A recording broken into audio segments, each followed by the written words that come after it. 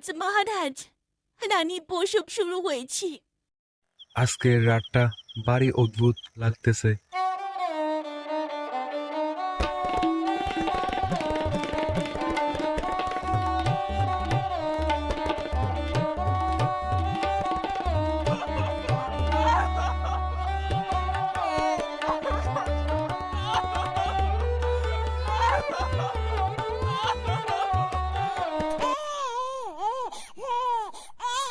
মহারাজ, এই পুত্র সন্তান।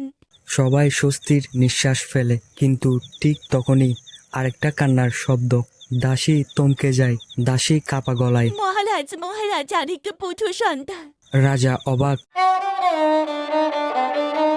রানী ক্লান্ত শরীরে চোখ মেলে তাকায়। দাসী প্রথম শিশুকে তুলে ধরে, স্বাভাবিক চোখ, শান্ত মুখ। দ্বিতীয় শিশুকে তুলতেই চারদিকে হঠাৎ নিস্তব্ধ। শিশুটির চোখ লাল, আগুনের মতো লাল। জ্যোতিষীর আগমন। রাজসভায় ডাক হলো রাজ্যের প্রধান জ্যোতিষীকে।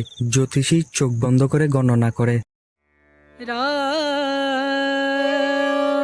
নাম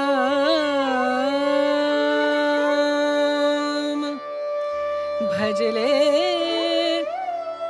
রাম নাম সুখধাম ভজলে, রাম নাম সুখধাম ভজলে, রাম নাম সুখধাম।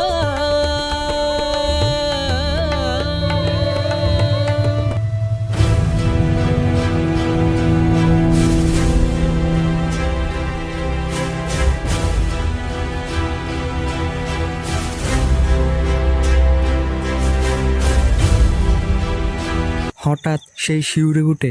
মহারাজ, আজ একই দিনে জন্মেছে দুই শিশু, রাজপুত্র। একজন হবে রাজ্যের আলু আর অন্যজন হবে রাজ্যের বই। রাজসভায় সুরগুর। মন্ত্রী, লাল চোখটা দেখেছেন, নিঃসন্দেহে ওই অশুভ।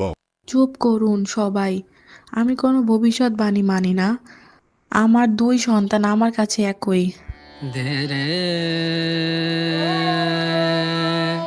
রে